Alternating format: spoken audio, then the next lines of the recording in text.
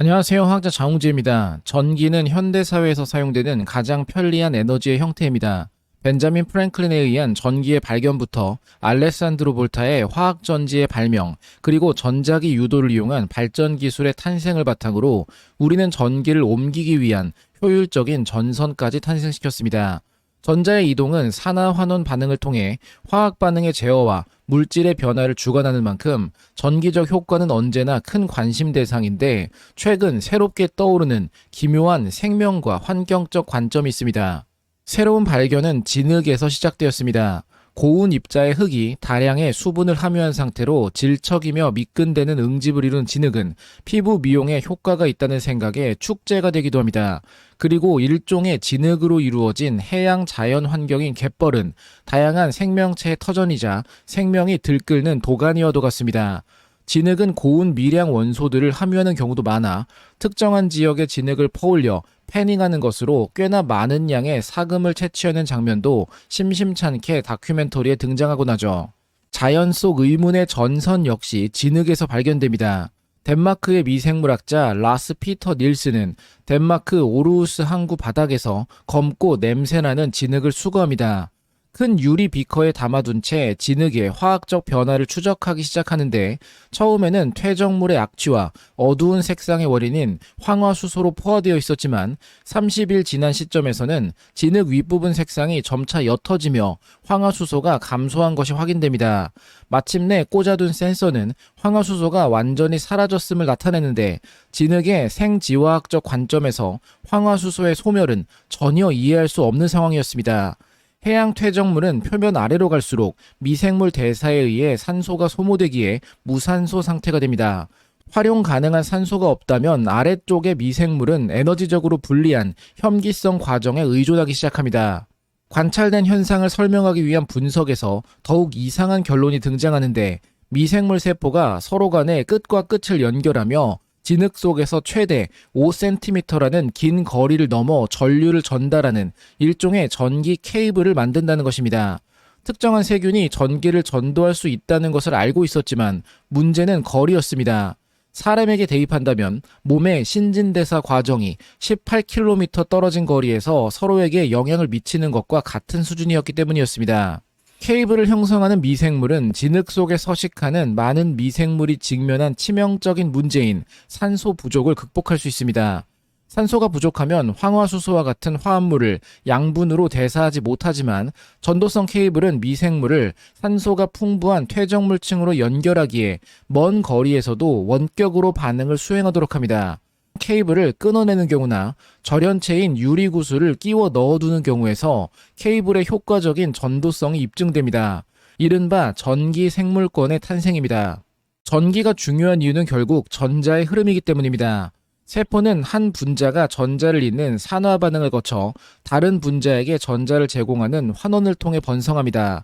동시에 이루어지는 산화환원 반응에서 얻은 에너지는 생명의 다른 과정들을 구동하며, 인간을 포함한 진핵세포에서 산화환원 반응의 대표적인 예시는 미토콘드리아 내막에서 일어나는 에너지 생산이지만, 이 경우에도 작동거리는 수 마이크로미터에 불과합니다.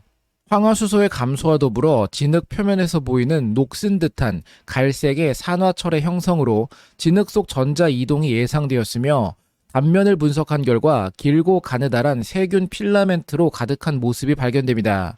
각각의 섬유는 최대 2000개에 달하는 세포들이 겹겹이 쌓여 능선 모양의 외막으로 둘러싸여 있었으며, 외막과 겹겹이 쌓인 세포들 사이의 공간에는 필라멘트 길이만큼 뻗어있는 수많은 선들이 있었습니다. 이른바 말 그대로 케이블처럼 생긴 구조물이었죠. 퇴적층 속 대사가 가능함은 다양한 탄소 물질에 대한 활용이 가능함도 의미합니다. 예를 들어 해양에 유출된 기름은 미생물에 의해 서서히 정화가 가능합니다. 하지만 이 미생물은 독성 황화물을 부산물로 생성해 점차 미생물 활동이 느려지고 멈추는 단계에 이르기도 합니다. 만약 황화물을 계속해서 제거할 수 있다면 유출된 기름의 분해도 충분히 빠르게 이루어집니다. 케이블 박테리아는 황화물에서 전자를 추출해 황산염으로 전환하고, 기름을 먹는 미생물은 이를 연료로 사용하므로 상호간 도움이 가능합니다. 한편 케이블 박테리아는 이 과정에서의 전자를 체내로 전달하며 퇴적물 속 산소를 전달해 신진대사에 동력을 제공합니다. 사방으로 펼쳐지는 거대한 세포 전선 케이블은 퇴적물층 내부를 전선이 매립된 도시와 같이 만듭니다. 케이블 박테리아는 해양 퇴적물을 넘어 토양에도 서식 가능한데 바로 식물이 생성하는 메테인의 제거와 관련됩니다. 메테인은 강력한 온실기체로 대기 중 열을 가두는 능력이 이산화탄소보다 25배 이상 뛰어납니다.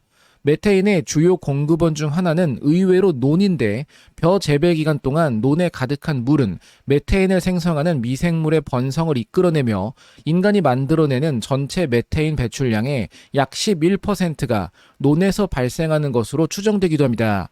케이블 박테리아는 이번에도 메테인 대사에서 발생하는 황화물에서 전자를 제거하며 황산염으로 전환하는 방식으로 작동하는데 케이블 박테리아를 첨가하자 벼 토양의 메테인 배출량이 93% 감소하는 극적인 변화가 확인됩니다. 남은 것은 어떤 방식으로 케이블이 이루어지고 작동하는가입니다. 필라멘트 구조를 분석한 논문은 제목에서부터 기이한데 장거리 전자전이 그리고 그람 양성 세균이라는 도무지 연결될 것 같지 않은 두 단어가 조합되어 있기 때문이죠. 대부분의 그람 양성 세균은 세포벽의 주요 뼈대 구조로 다층 펩타이도 글리칸을 갖습니다. 케이블 박테리아에서도 표면에 2차원 결정층이 관찰되는데 이는 펩타이도 글리칸 위에 보호 구조가 있음을 나타냅니다. 세포와 그 부성물로 구성된 세포 네트워크의 클러스터를 골라내 0.1mm 절연 간극이 있는 두 개의 조립식 금 전극을 연결하는 데 투입했습니다. 두 전극 사이의 전압을 마이너스 0.1V에서 플러스 0.1V로 스와이프했을 때 전류는 전압에 따라 증가하는 양상을 보였으며 0.1V의 고정 전압을 인가했을 때 0.25 플러스 마이너스 0.06 나노암페어의 안정적인 전류가 관찰됩니다. 케이블 박테리아를 열 처리해 죽이거나 금 전극을 연결하지 않는 경우 또한 단순한 상층액으로 이루어진 대조 샘플은 전압에 대한 반응을 보이지 않아 케이블 구조가 실질적인 전기 전달에 관여함이 확인됩니다. 아무도 예상 못한 의외의 잠재력은 전기를 옮기는 것만이 아닌 발전 기술에서 드러났습니다. 약 50%의 상대 습도 환경에서 소자는 전압 변화를 보였으며 2개월 이상 주변 상대 습도에 따른 지속적인 발전도 가능했습니다. 미생물의 혐기성 조건 성장 이후 아세트산과 푸마르산을 전자 수용체로 하는 무기질 기반 배지 배양 이후 세포를 원심 분리로 수집해 케이블 섬유를 수확 및 정제합니다. 황산 암모늄을 이용한 상층액 침전과 분리, 그리고 에탄올아민 완충액에서의 분산과 처리로 케이블 박테리아 전도성 필라멘트로 이루어진 필름 제작이 가능했으며 상대 습도가 50%일 경우 필름 두께에 따라 공기 중 수분으로부터 전기 생성이 가능해졌습니다. 정확히는 필름 상단과 하단 사이 수분 기울기가 형성될 때 물의 수소 원자와 산소 원자가 분리되며 전하가 생성되고 발광 다이오드를 밝힐 수 있을 정도의 충분한 전력이 저절로 생성됩니다. 정확한 작동 원리는 아직 알 수 없는 기묘한 단백질 발전소지만 17개 장치를 직렬로 연결하면 약 10V의 전압 생성이 가능해 휴대전화 충전이 저절로 가능한 수준입니다. 심지어 50% 내외 습도가 아니더라도 사하라 사막과 같이 건조한 곳, 반대로 뉴올리언스처럼 습한 곳에서도 전기는 저절로 생겨났습니다. 많은 경우 아무리 좋은 물성의 재료가 발견되어도 상용화를 위한 대량 생산이 어려운 경우가 많습니다. 전도성 생체 케이블을 수확하기 위해 케이블 박테리아의 대량 양식보다는 배양하기 쉬운 대장균의 유전자 조작을 통한 나노 섬유 생산이 가능했습니다. 이를 통해 케이블 박테리아와 동일한 직경과 전도성을 갖는 필라멘트의 생산이 가능했으며 본격적인 분석과 활용이 가능한 범위에 다가서고 있죠. 하지만 이 섬유의 정확한 구조가 하나씩 밝혀지기 시작한 것은 조금 더 시간이 흐른 시점의 일입니다.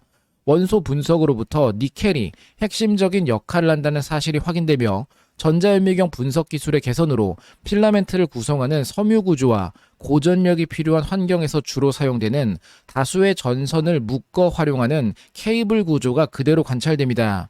이러한 케이블 구조는 절연 단백질 껍질 내부에 황화 니켈 조성으로 이루어진 전도성 단백질이 포함되어 있고 이들을 다당류 기반의 기저층이 받치고 있는 형태였습니다. 또한 케이블 박테리아의 종류에 따라 다양한 유기 무기 하이브리드 구조를 활용하기도 하는데 헤모글로빈 속에서 산소 운반에 관여하는 철 이온이 결합한 햄 구조의 평형 나열에 의한 사슬 구조도 발견됩니다. 이 경우 온도에 따른 단백질 구조 변화는 햄 내부 철의 전기장 변화를 일으키는데, 전기장 벡터 계산을 시뮬레이션 했을 때 수소결합 네트워크의 온도 유도 재구조화로 인해 배열의 변화와 함께 필라멘트 전도도가 무려 300배 증가하는 현상도 관찰됩니다. 그 효과는 일반적인 전도성 고분자보다 훨씬 더 뛰어난 전도성 생체 필라멘트로 작용할 수 있음을 보입니다. 그리고 최근 등장한 흥미로운 관점으로 전도성 필라멘트를 구성하는 내부의 도선 소재인 황화 니켈의 구조적인 추론이 있습니다. 박테리아 도가는 합성 유기 전선보다 전기 전도성이 훨씬 뛰어난데, 금속 및 에너지 투입량이 적은 유연하고 생체 적합한 전자장치 개발에 기반이 될 수 있습니다. 현재까지 최대 5cm 길이의 전선까지 발견되었으며, 이 전선은 최대 25,000개의 케이블 박테리아로 구성되어 있으며 마치 스노클과 같은 구조를 형성합니다. 해양 퇴적물 1제곱미터에는 약 2만 킬로미터의 박테리아 전선이 포함되어 있을 것으로 생각됩니다. 이 세균 도선 매립 효과는 광물 변형과 영양소 순환을 촉진하며 더 깊은 층을 산성화하는 이온 이동을 자극함으로써 퇴적물의 화학적 환경을 재구성합니다. 하지만 10년이 넘는 연구에도 불구하고 전선의 정확한 구조 규명이 실패해왔지만, 박테리아의 개별 필라멘트를 분리 후 전자현미경을 이용해 주위 수십 개 융기부가 배열되어 있으며, 각 융기부에는 지름이 50나노미터에 불과한 전도성 섬유가 포함되어 있음을 발견합니다. 심지어 더 가까이 확대해보면 전도성 섬유 내부에는 훨씬 더 작은 나노 리본 다발이 포함되어 있었습니다.